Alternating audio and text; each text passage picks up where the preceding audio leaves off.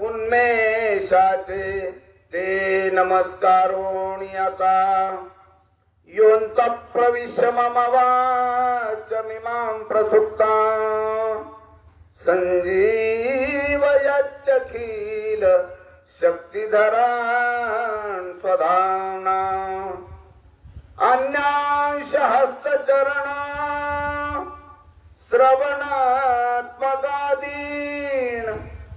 प्राणा नमो भगवते पुरुषाय तुभ्यं नीलाञ्जनश्यामलकोमलाङ्गं सीता समारो पितवामभागं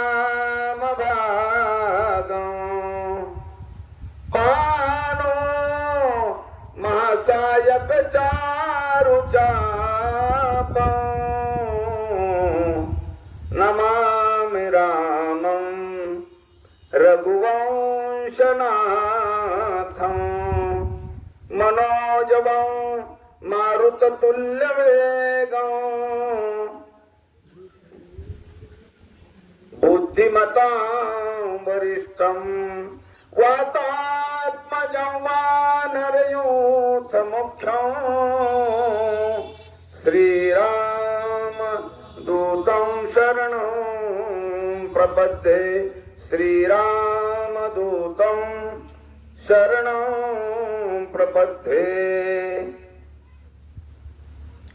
गतिर्भरता प्रभु साक्षी निवास शरणं सुहत प्रभवं प्रलयस्थानं निधान बीजमव्ययम्। ऐकायला थोडंसं अवघड वाटलं पहिल्या सुरुवातीला, पण नंतर सोपं जाईल। हा ज्ञानेश्वरी ग्रंथातील अध्याय क्रमांक 9 आणि श्लोक क्रमांक 18 याच्या ओव्या बऱ्याच आहे, पण हा आपण आजच्या ज्या सेवेकरता घेतलेला आहे आपला हा चालत असलेला नामयज्ञ गेली 32 वर्ष या सप्ताहाची पूर्णत्वाकडे, म्हणजे आजचा शेवटचा दिवस, जवळजवळ उद्या काल्याचा, आजचा जागराचा दिवस आणि उद्या काल्याच्या कीर्तनाने त्याची समाप्ती होत आहे, त्याचा समारोप होत आहे। आणि या निमित्ताने आजच्या प्रवचन रूपी सेवा ही आपल्या सर्व नियोजन मंडळाच्या माध्यमातून आपल्या सर्वांच्या आशीर्वादानं ही माझ्याकडे पामाराकडे आलेली आहे। भगवंत जशी बुद्धी देईल तशी सेवा करण्याचे आपण प्रयत्न करणार आहोत। गेली 32 वर्षापासून आपण सप्ताह करतो, त्याच्याकरता ज्या भगवंताची कृपा लागते ती कृपा संपादन तुम्ही केली आणि म्हणून हा 32 वर्ष हा सप्ताह टिकलाय। सप्ताह किंवा कुठलंही कार्य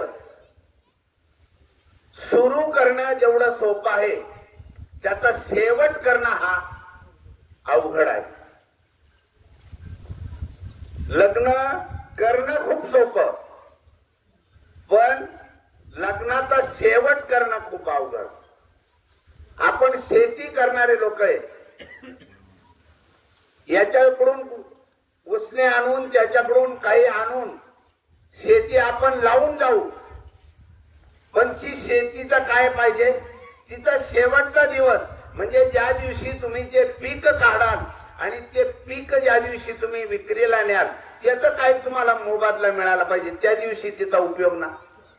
कारण नुसते कांदे लावले, खूप कांदे मोठे झाले आणि त्या कांद्याला ज्या दिवशी मार्केटला नेलं आणि त्याचं फल जर नाही मिळालं तर त्याचा उपयोग काय। तसं कुठलंही कार्य करताना पहिलं आपण गणेशाला वंदन करीत असतो. आता जुने माणसं आहे, आता राहिलं का नाही हे मला माहिती नाही, पण मी ज्यावेळेस लहान होतो ना, कांदे लावायचे जरी असले तरी नारळ फोडायला त्या जागेवर जाणार. मग हे कशा करता करत होते? काही शुभ कार्य जर करायचं ठरलं तर त्याला आधी मंगल केलं पाहिजे. आणि हे मंगल का करत असतात? मंगल का करत असतात तर आपण एखादा विधी करायचा ठरला, सप्ताह करायचा आहे, कुठले प्रापंचिक कार्य जरी करायचं ठरलं तर त्याच्या पाठीमागं काय माहिती का? महत्वाचा शेवट, माणसाचा जन्म होणं हा विशेष नाही. काय?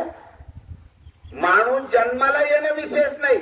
जनावरांना पोरं होताना मग त्यांनी कधी विचार केला का काय होणार आहे असं? माणसाचा जन्म मिळणं हे अवघड नाहीये, त्याचा शेवट कसा होईल हे महत्वाचं आहे. आणि ते जे करणारा, आजचा जो मी श्लोक घेतलेला आहे तो करणारा कोण आहे माहिती का?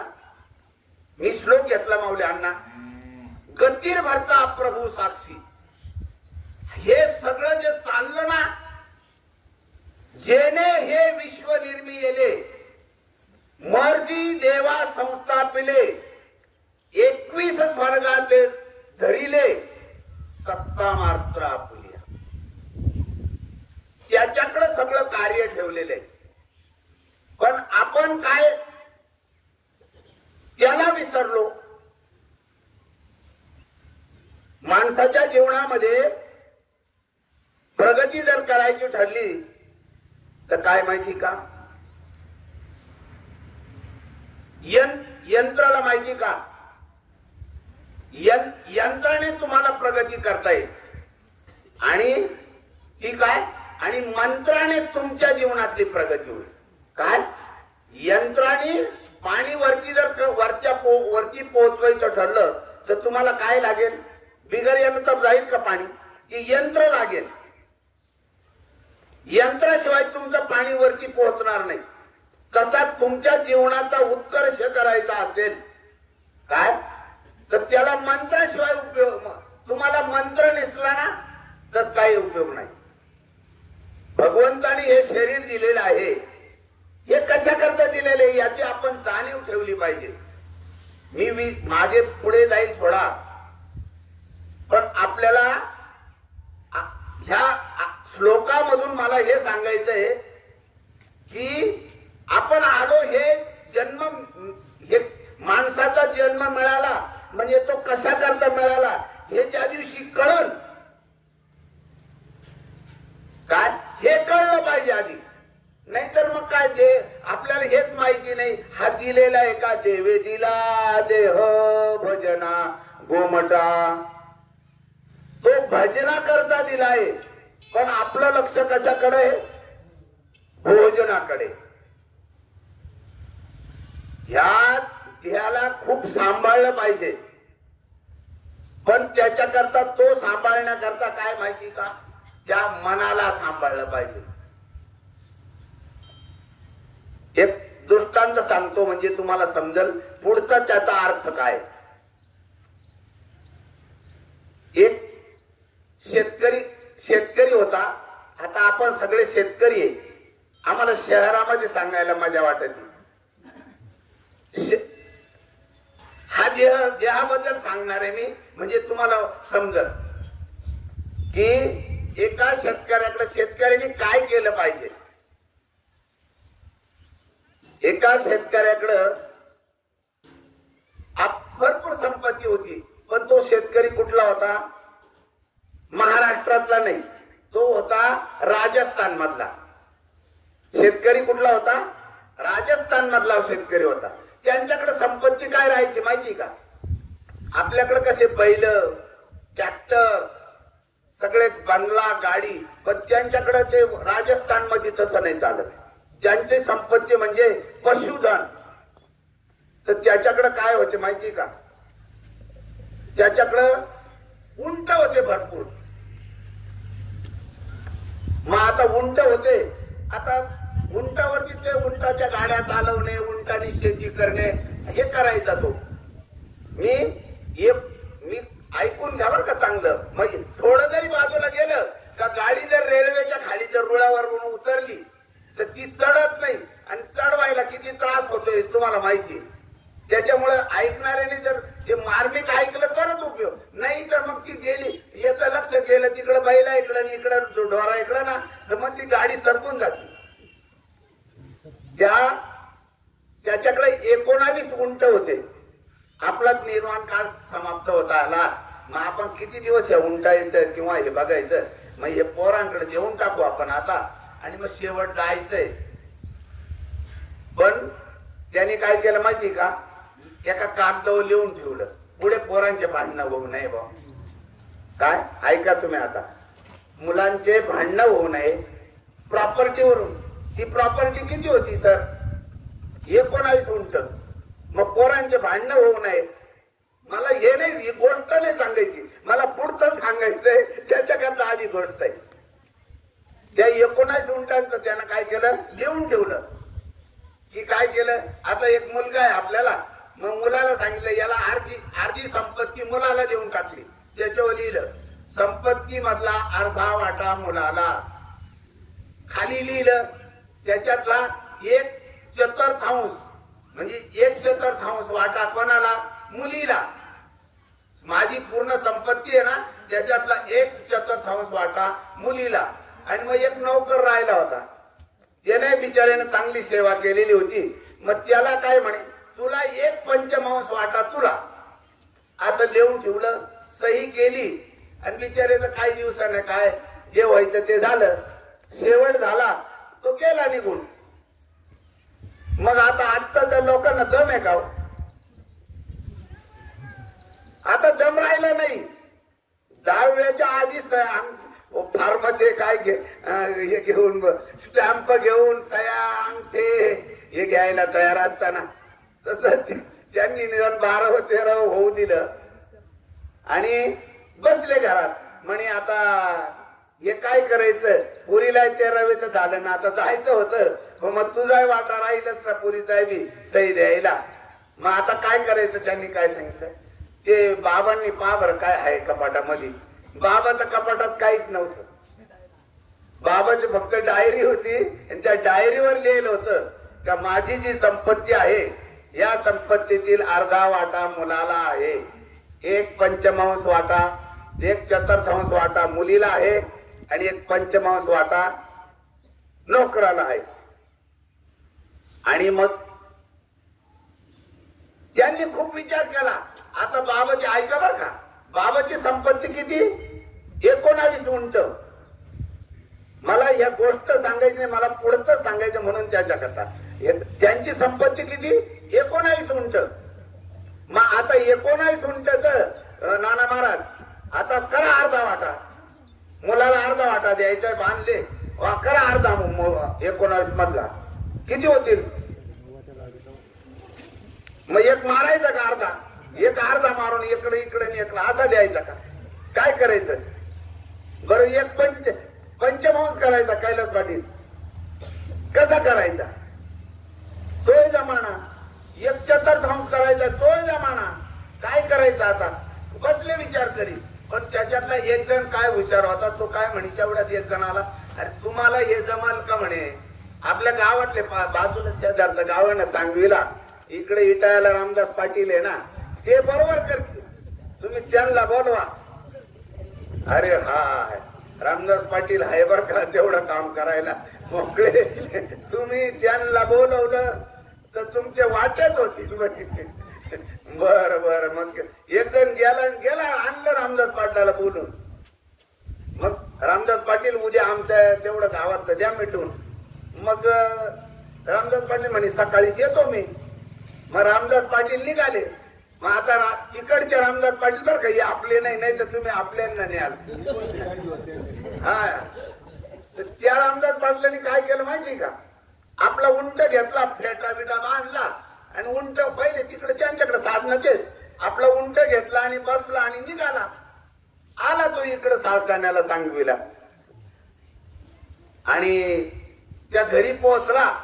घरी पोहोचल्यावरती मग म्हणे हो पाटील आले आले आले आले.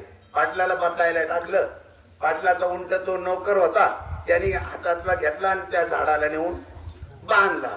आपले उंट जेवढे जे उंट होते त्या उंटाच्या शेजारी तो बांधला, त्याला चारा टाकला आणि पाटील कुठं बसले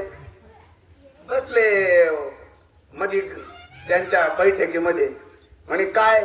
म्हणे असं असे वाटे करायचे आमचे, तर तेवढे करून द्या. म्हणे आणा काय लिहिलेलं आहे, काय कसं करायचंय, तुमचे किती. त्यांनी पाहिलं. म्हणे आता आमच्याकडे 19 उंट आहे आणि काय लिहिलेलं आहे वाचा तुम्ही. मग त्यांनी वाचलं तर एक अर्धा वाटा मुलाला द्यायचा आहे, एक पंचमांश हा मुलीला द्यायचा, एक चतुर्थांश मुलीला आणि एक पंचमांश मुलाला द्यायचा, नोकराला द्यायचा आहे. बरं ठीक आहे. आता असं करा, बाहेर परत ओट्यावर बसले. उंट कुठे? उंट पाहू द्या मला. मग बघितले उंट, 19 उंट बांधून घ्या ठेवा म्हणे सगळे लाईनला. त्यांनी 19 उंट बांधले आणि म्हणे हा तो एक बाबाचा उंट होता ना रामदास पाटलाचा. मग ते पाटील म्हणे आता हा बाजूला नाही, हा त्याच्या शेजारीच बांधा. हा त्याच्यावर. मग हे काय म्हणे याच्या डोक्यात फरक पडला. हा आता एक तर वाटे करायला आला आणि हा त्याचा उंट कुठं बांधायला येतो या उंटायच्या शेजारी. पण मग सांगितलंय पाटलांनी बांधला उंट. आता किती उंट झाले तुमचे? आता 20 उंट झाले. मग आता 20 झाले. मग आता तुम्हाला अर्धा वाटा करायचा नाही, करा अर्धा पटापटा. 10. मग पोराला सांगितले 10 आहे तुझे ना, हा हे 10 बाजूला काढून घे लगेच. त्याला बाजूला करायला लावले. आता राहिले किती खाली? 10. मग पुरीला काय सांगितलं तुझा 1/4 आहे ना, हा म्हणजे 5 चोक 20 झाले. मग तुझे किती झाले? 5. हे बाजूला काढून 5. मग पुरीने 5 काढून घेतले. आता राहिले किती? 5 राहिले. मग आता म्हणे तो नोकर होता तुझे किती? काय 1 पंचमांश आहे? नाही, 1 पंचमांश म्हणजे त्याचे 4. 5 चोक 20, 4 पंचे 20, 1 पंचमांश, 4 पंचे पंचमांश, 20चा 5वा भाग. 20चा 5वा भाग म्हणजे 4 गुंठ. मग त्याला काय सांगितलं तुझे 4 काढून घेतले. आता राहिले किती? कोणाचा? आता हे रामदास पाटील विचारत त्यांचा बाजूला हे वाटे बरोबर झाले किती? त्यांचे 19 होते ते सगळ्यांना पद्धतशीर वाटून गेले. यांचा यांनी घेतला. मला हे सांगायचं नाही हे 5 मिनिटे हे कशा करता घेतले.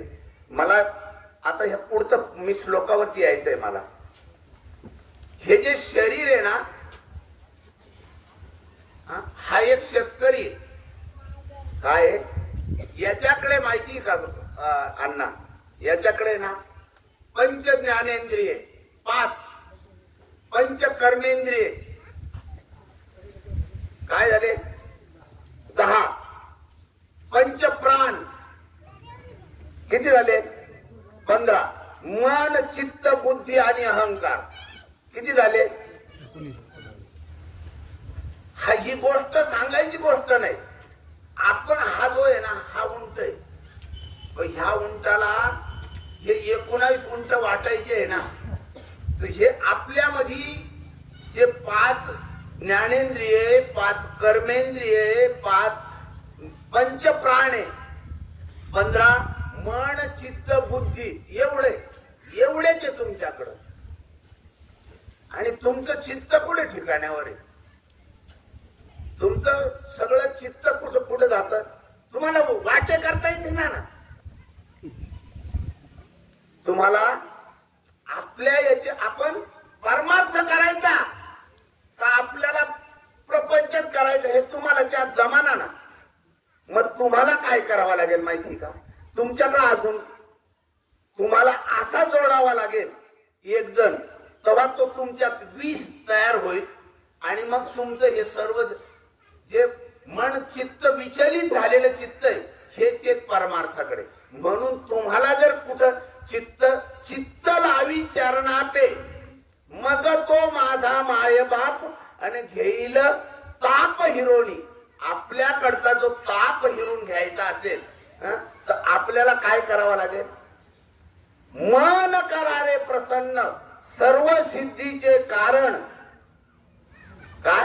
तुम्ही जर ह्या मनाला प्रसन्न केलं नाही, मनाला जर प्रसन्न केलं नाही, मन एकाग्र केलं नाही, आणि हा जो आहे ना तुमच्या हातात नाहीये.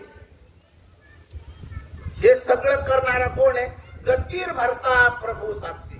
तो सगळं जे चालवितो ना हे चालवणारा हा वेगळाच आहे. हा हे जे चालवणारा आहे ना, आपण म्हणतो हे आपण चालवितो, हे आपण चालवणारा नाही. आपल्याला जर पुण्य मिळायचं असेल ना तर पुण्य मिळेल, पाप मिळायचं असेल तर पाप मिळेल, पण पुण्य बी आपल्या हातात नाही. पुण्य बर का काय नवनाथ महाराज, आपण म्हणतो पुण्य आपल्या हातात आहे, पुण्य नाही. आपण म्हणतो पण त्यांना द्यायचं असलं तरच देईल. काय आपण काय करू राहिलो? परत एक दृष्टांत सांगतो काय करू राहिलो. आपण एक पुण्य करायला निघाला होता.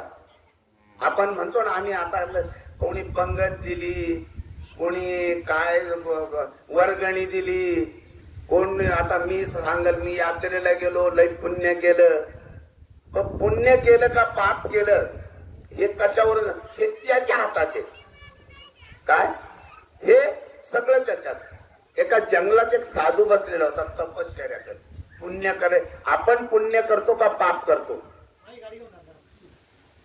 आपल्या हातात काही नाही. गतीर भरता प्रभू साक्षी. हे सगळं त्याच्या हातात आहे. चाले हे शरीर कोणाची या सत्तेन कोण बोलविते हरिविन. देखवी ऐकवी एक नारायण दयाचे भजन चुकू नको. हे सर्व चालवणारा कोण आहे? तो आहे. त्या एक साधू जेव्हा एका जंगलामध्ये आपला तपश्चर्या करीत होता, पुण्य आणि पाप सांगतो. साधू जंगलात बसला होता. तो तपश्चर्या एकदम शांत बसला होता. आता किती दिवसाचा बसला हे माहिती नाही. रस्त्याने एक जण काय झाला,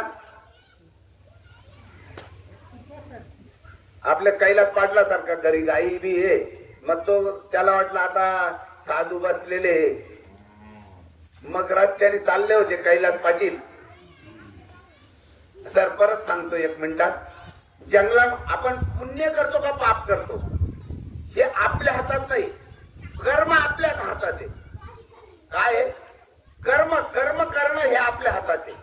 पण त्याचं फल देणं हे कोणाच्या हातात आहे? हे त्याच्या हातात आहे. आपण काम करणं कर्म करणंच आपल्या हातात आहे. त्याचं फल देणं हे आपल्या हातात नाही. फल देणारा कोण आहे? तो वेगळाच आहे.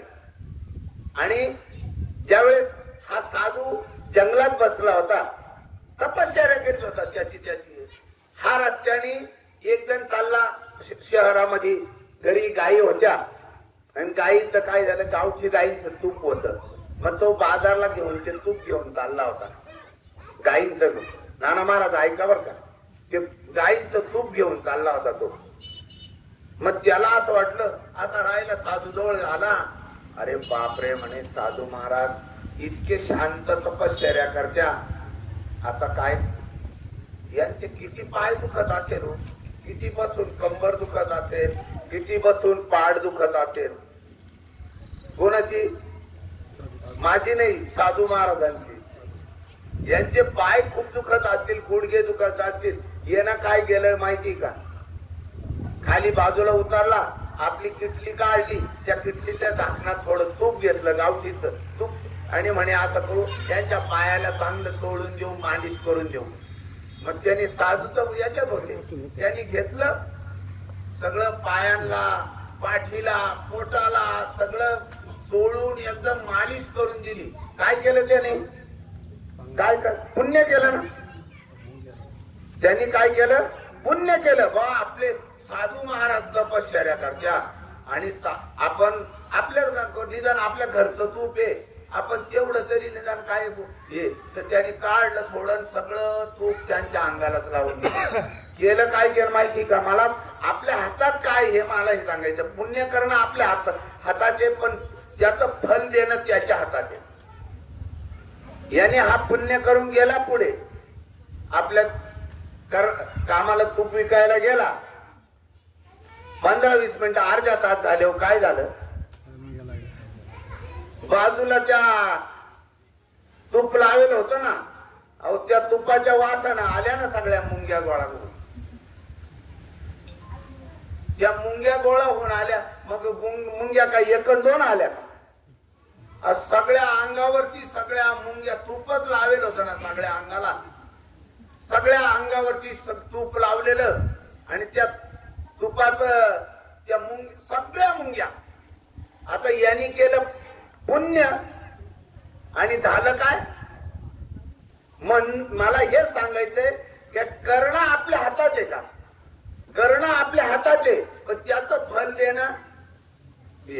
त्याच्यानंतर असं झालं, इतक्या मुंग्या त्याच्या पाठी मागून दुसरा शेतकरी येत होता. आता तो बारे देऊन निघाला ऊसाच्या वावरातून, ऊसाच्या, आणि आपलं टिपरू, ऊसाचं टिपरू त्याच्या जवळ होत.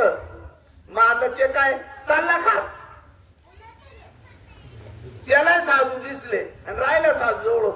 बापरे, साधूच्या अंगावर एवढ्या मुंग्या. पण आता त्याच्या काही एवढं डोक्यात नव्हतं. तो खात होता ना, जवळ जेवढ्या सुट्ट्या पडल्या त्या पुढे पाडल्या त्या साधूच्या जवळ. लोक त्या साधूच्या जवळ साफसफाई करतात, स्वच्छता करतात, आणि हात सुट्ट्याने काय केली? घाण केली. यानं काय केलं? पाप केलं. ते साधू जवळ जाऊन एखाद्या मंदिराजवळ येऊन घाण करणं हे बरं आहे का? त्यानं साधू जवळ येऊन काय केली? त्या सुट्ट्याची सगळी घाण केली आणि तो गेला, आपलं काम संपलं, निघाला. त्यानं केलं पाप.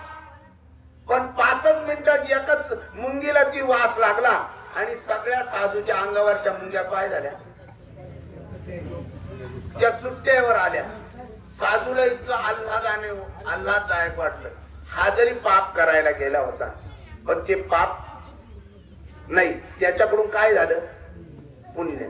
म्हणजे आपण, आपल्या हातात काही नाही, आपल्या हातात कर्म आहे. ही ज्ञानेश्वरी जन्माला आली,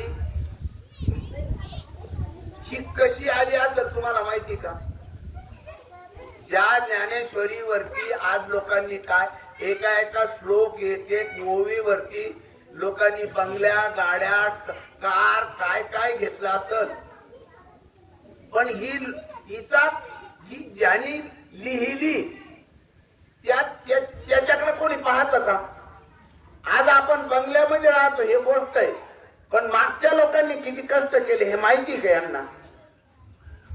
तुम्ही आज बंगल्यात राहायचे आनंद आहे, मागच्या लोकांनी कसे दिवस काढले हे हा विचार नाही ना.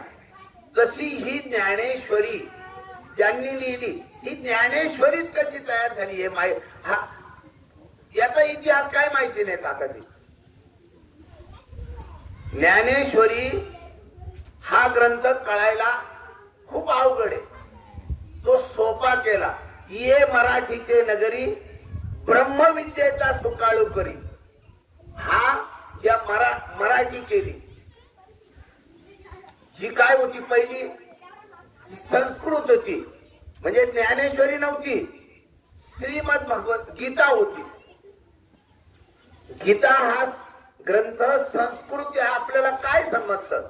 अनन्य चिंतयन्तो मा ये जना पर्युपासते तेषां युक्तानां योगक्षेम वहाम्यहम्. काय लोकांना काय म्हणजे आपल्याला हे साधं समजायचं नाही ना. हा 700, बरं हे 700 श्लोक कुठून आले? ज्ञानेश्वरी 9000 ओव्या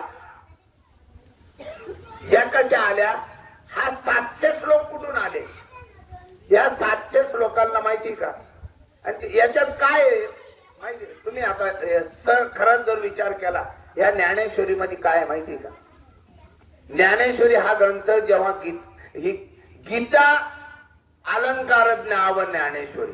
गीता 700 श्लोकाची गीता ही ज्ञानेश्वरी म्हणजे 9000 ओव्यांचं गीतेचं रूपांतर. बरोबर आहे ना? मग 700 श्लोक हे कुठून आले? गीता कुठून आली? गीता ही आली, गीता 700 श्लोक करण्याकरता 21,000 श्लोकांचं महाभारत ग्रंथ पाहावा लागेल.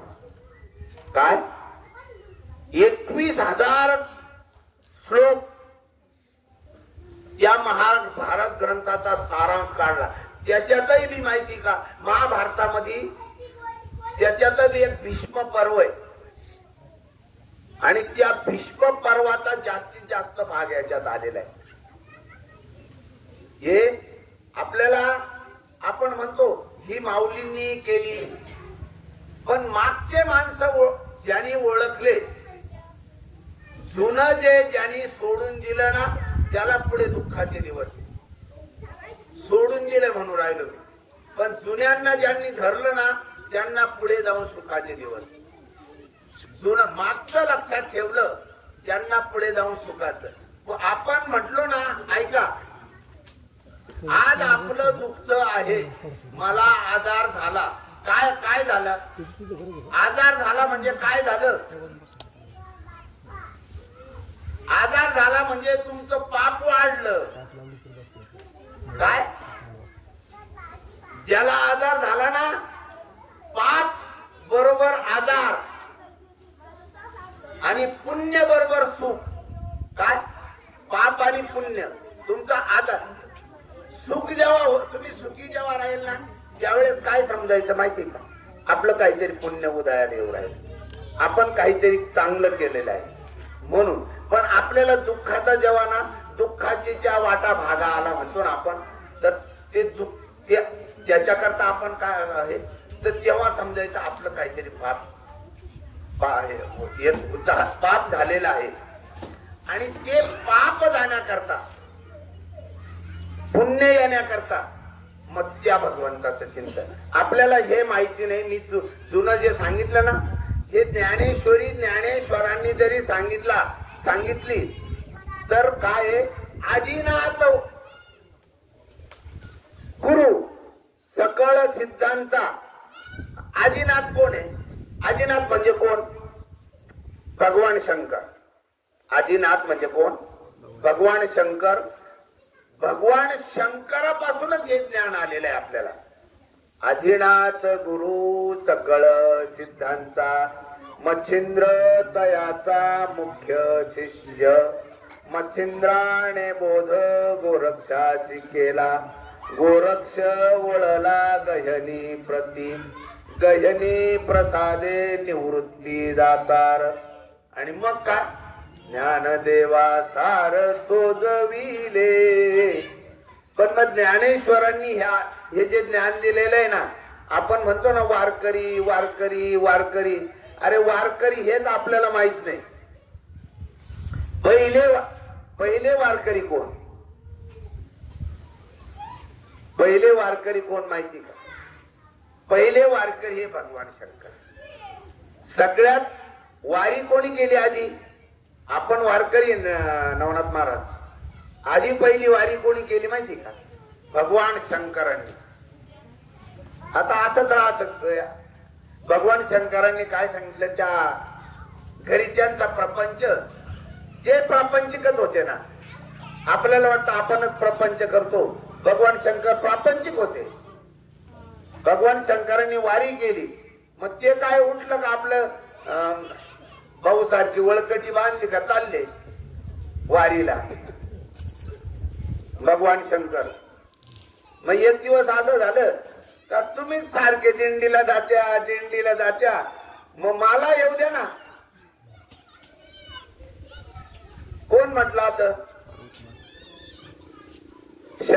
शंकर वारीला चालले होते. मग शंकर भगवान वारीला चालले तर आई साहेब पार्वती माता काय म्हणत्या? तुम्ही कायम वारीला जात्या. मला वारकऱ्याबद्दल सांगायचंय. तुम्ही कायम वारीला जात्या, मग वारी मला कधीतरी वारी घडू द्या ना. मग ती म्हणे ते म्हणे ठीक आहे, तुला यायचं असतं तर माझी काय अडचण आहे, पण वारी म्हटलं तर लय गर्दी राहते बर का. तू म्हणशील मला इकडे लोटा लाटी झाली आणि तू चुकली तर काय करायचं. ते म्हणे मी तुला न्यायची जबाबदारी नाही, सांभाळायची जबाबदारी माझी नाही. गर्दी चुकली लोटा लाटी झाली तर ते तू पाहायचं नाही, मग मला यायचंच आहे. बरं मी येईल. आता ते दोघं ठरले म्हणे मग पोरं येतं काय करायचं. आता त्यांचा पोरगा कोण माहिती आहे तुम्हाला? गणपती बाप्पा. हा कोणी कडावर घ्यायचा? मी तर काय घेणार नाही, तुझी तू कडावर घेता असतील त्याला घे आणि चाल. ती म्हणे घ्या आता पोरगच आहे माझं, घेते मी. मग हे तिघ जण निघायचं ठरलं. म्हणे हा एवढा, ही काय म्हणती मग असं करा ना आपली गाडीच काढा ना. मग आता पोराला जर घ्यायचंय मग बोजा बाजा जाईल तर आपली गाडी काढा. मग आता त्यांच्याकडची गाडी कोणती हो? त्यांच्याकडे 4 व्हीलर होती पहिली. त्यांचं जे आहे ना त्यांची गाडी म्हणजे त्यांचे नंदी होते ना. नंदी म्हणजे वाहन ज्यांचं होतं काय होतं? नंदी. मग नंदीला आई साहेबांनी सांगितलंय की तुम्ही चला बघू. मग आता मालकीने ना सांगितल्यावर गाडीला काही हरकत आहे काय द्यायला. मग नंदी निघाला. मग नंदीवर काय बसले सगळे भोलेनाथ, गणपती बाप्पा, पार्वती माता निघाले वारीला. चालले वारीला गेले. आता वाळवंटात गेले, पाच तिथपर्यंत पोहोचले तर त्या वाळवंटामध्ये एवढी गर्दी, बापरे बापरे म्हणे एवढी गर्दी. आता तू चुकूनच जाशील. मग आता चुकून मी नाही पुढे येत म्हणे, एवढ्या गर्दीत मी काही यायला तयार नाही. आता तुम्ही जे जे पंढरपूरला गेले सगळेच गेलेले पंढरपूरला, तुम्हाला माहिती आहे का पार्वती माता कुठे?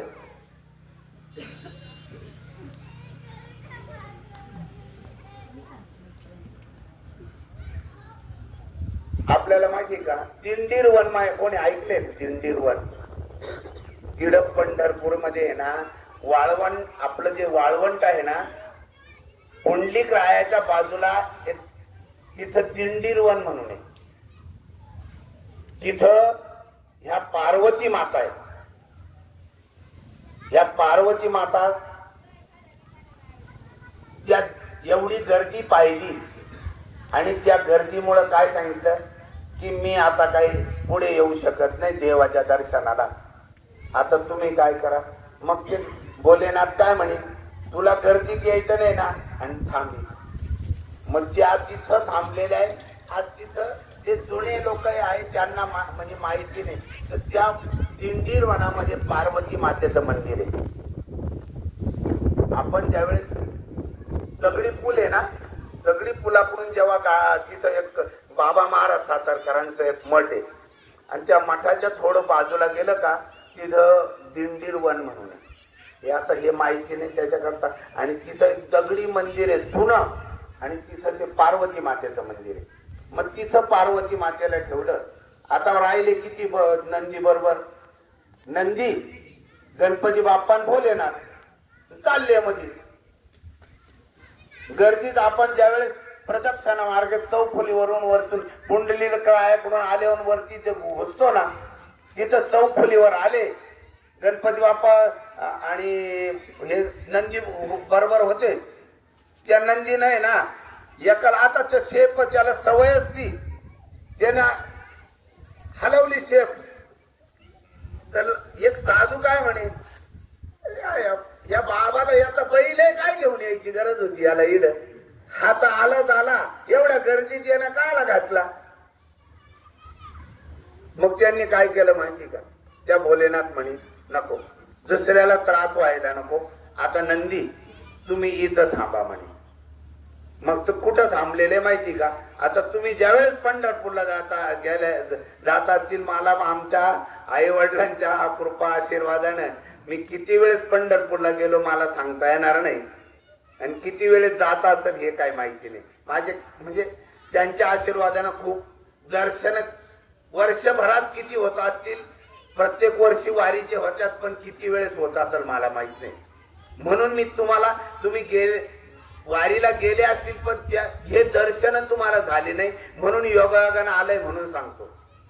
आपण ज्यावेळेस निघालो का, उजव्या साईडला एक भोलेनाथाचं मंदिर आहे आणि बजरंग बली आहे तिथं, माहिती का? आहे का बजरंग बली? त्या बजरंग बलीच्या पुढे नंदी आहे. असा कुठंच नाही, कुठंच नाही या सृष्टीमध्ये की बजरंग बलीच्या पुढे नंदी कुठं, फक्त पंढरपुरामध्ये तिथं.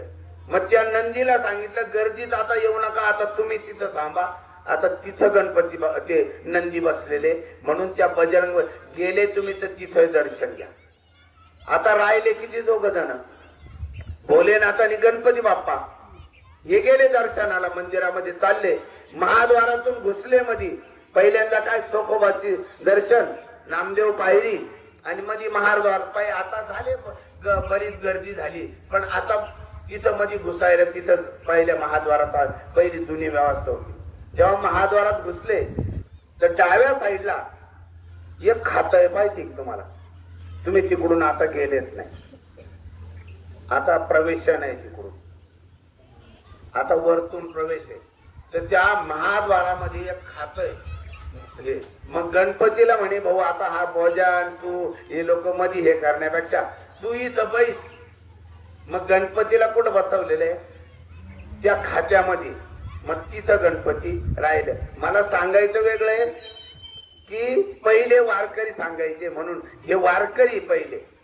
आता हे सगळ्यांना पार्वती माता दिंडीरवणात बसल्या, नंदी बजरंगबलीच्या समोर बसले, गणपती बाप्पाच्या एक नंबरच्या खात्यात तिथं बसले, आणि आता राहिले कोणते? फक्त भोलेनाथ. आणि त्यावेळेस का गर्दी होती का एवढी? त्यांच्याकरता गर्दी नाही. हे गेले मध्ये देवाच्या तिथं गरुड खांबाजवळ गेले आणि तिथून देवाला पाहिलं. देवाला इतका आनंद झाला. कोणाला? पांडुरंगाला. प्रत्यक्ष भोलेनाथ मला भेटायला आले, त्यांना त्याचं भानच राहिलं नाही पांडुरंगाला. पांडुरंगाने आता काय केलं माहिती का? भोलेनाथाला उचललं आणि कुठं ठेवलं? आपल्या डोक्यावर. कोणाला? पांडुरंगाने आपल्याला, त्या भोलेनाथाला उचललं आणि आपल्या डोक्यावरती ठेवलं. आजही तुम्ही आता आपल्याला तेवढा पाहायला वेळ नाही, एक मिनिट नाही किंवा हे, आता हे प्रमाण आहे फक्त एवढंच आहे का? या भोलेनाथाची तुम्ही वरती जर केलं ना, वरती पिंड आहे माहिती का? ज्यांना माहिती नसेल त्यांनी, जे पांडुरंगाच्या वरती जी पिंड आहे म्हणजे भोलेनाथ आहे. वरती पांडुरंगाच्या डोक्यावर पिंड आहे, आणि ती पिंड म्हणजे काय आहे माहिती का? तेच भोलेनाथ आहे. म्हणजे पहिले वारकरी आले, निष्ठावान वारकरी, आणि त्यांनी येऊन आपल्याला या वारकरी पंथाची सुरुवात केली. ते वारकरीच्या भगवंताला इतका आनंद झाला की त्यांनी काय केलं? प्रत्यक्षच्या भोलेनाथाला आपल्यावरती. म्हणून मला सांगायचंय की त्या जो सगळं पाहणार आहे, करणार आहे, त्यांनी एकट्याने काही चालत नाही. त्यांनी कोणाला बरोबर घेतलं? भोलेनाथाला. मग हे तिघांकडे 3 कामं दिलेले. काय? ब्रह्मा, विष्णू आणि महेश्वर. हे तिघ जे नाही ना, एकाला काय माहिती का? उत्पत्ती, एकाला भरण पोषण, आणि एकाला काय? संवार. भोलेनाथाकडे तो संवार आहे, ब्रह्मदेवाकडे उत्पत्ती आणि विष्णूकडे पालन पोषण आहे. पण देवाला सुद्धा काय माहिती काय का? अभंग याच्यात आहे, नाटाचा अभंग आहे. सृजित्या ब्रह्मयासी काळ गेले. देवाचं सांगू राहिलं बरं का मी. देवाला सुद्धा शेवट कसा होईल माहिती नाही. त्याच्याच पाठीमाग सुद्धा काय आहे? काळ आहे. काळ. सृजीच्या ब्रह्मयासी काळ गिळे, पाळीच्या विष्णूची मान पिळी. कोण? काळ. प्रलय काराची करी होळी, प्रलय रुद्राची करी होळी, काळ महाबळी अनिवार. हा काळ इतका अनिवार्य. मला शेवट सांगायचंय, ज्याच्या सत्तेनं जेने हे विश्व निर्मिले किंवा चाले हे शरीर किंवा वृक्षाची हे पान हले ज्याची सत्ता, राहिली अहंता मग कोठे. हा सगळं करणार आहे, तरी त्यांना सुद्धा माहिती का त्यांच्या पाठीमाग सुद्धा काळ लागलेला आहे. मी हेच सांगितलं काय की पाळीच्या विष्णूची मान पिळी. विष्णू जो पाळणार आहे त्याला त्याची सुद्धा मान कोण पिळतो? हा काळ. तेव्हा आपल्या सारख्याची काय परिस्थिती, तेव्हा आपण जे करतो ना हे खूप थोडं आहे. आपण हा मिळालेला जन्म आहे ना, त्या सकाळी जो आपण वासुदेव म्हटला त्या वासुदेवामध्ये सांगितलंय, वाडासायासी मनुष्य जन्म पावावा,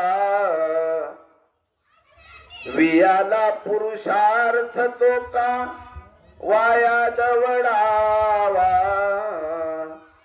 काया वाचा मने करुणी मुरारी ओळगावा, व्रत एकादशी करोनी परलोक ठाकावा, ओम नमो भगवते वासुदेवाया, द्वादक्षारी मंत्रन जपसी काय. आपण हा जर मंत्र नाही म्हटलो ना, मी म्हटलो ना मानवाला मंत्राशिवाय गती नाही. हा मंत्र हा द्वादश अक्षरी मंत्र असा आहे की तो काय म्हणतो, वाडा सायासी, म्हणजे हा सायास करून मिळालेला जन्म हा काय असाच फुकट घालवायचा का? वाडा सायासी मनुष्य जन्म पाव, तो मिळायला किती सायास करावा लागते. पाप पुण्य समान समी, दैत पाविजे कर्मभूमी. ही कर्मभूमी मिळायला काय आहे? पाप पुण्य समान व्हावं लागतं. तेव्हा पाप पूर्ण चालत नाही, नुसतं पुण्य जर झालं तर स्वर्गाला जातो. काय नुसतं फक्त पुण्यच केलं तर माणूस कुठे जातो? स्वर्गाला. आणि नुसतं पाप जर केलं तर माणूस कुठे जातो? नरकाला.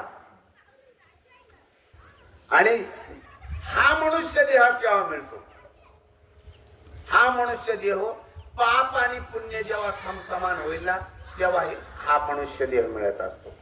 आणि याचं जर आपल्याला काही जर केलं नाही, याचं काय केलं पाहिजे?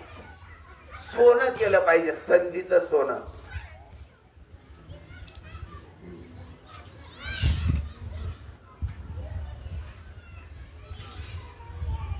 हा देह आहे ना, मी एकच तुम्हाला उदाहरण सांगतो. शेवट कसा करायचा? एकाने मला असं सांगितलं की हा जन्म देह मिळालेला आहे, मग मजा ह्याच्या करायला मिळालेला आहे ना. काय का मौली? खाना पिना, खाया पिया सुख से सोया. हा जन्म मिळालेला आहे, मग काय करा? फक्त दुसरं आता हे जे खात पेत असतील त्यांच्या करता सांगतो मी, आणि जे खात पेत नाही त्यांच्या करता सांगतो. माऊली ऐका बर का. खाया पिया सुख से सोया, नाहक जमाना खोया, कमल मुख राम भजन को दिया. याच्या करता अण्णा एक उदाहरण सांगतो ऐका. खाणाऱ्यांची का एकाने मला विचारलं मिळालेलं काय परत मिळणार आहे काय चाललं रविवारी दररोज दुकानात संध्याकाळी आता हा टाइम झाला का चालले आता काय मिळेल का परत नाही नाही खाऊन पिऊन घ्यायचं म्हटलं तुम्ही चांगलं खाता पैसे लागत असतील तर घेऊन जा खा पण नंतर विचारायला येऊ नका काय झालं हे विचारायला ना तुम्हाला काय मजाच करायची आहे ना मग जा ना तुम्ही मजा करायला तुमच्या घरामध्ये माहिती का मजा करणाऱ्यांची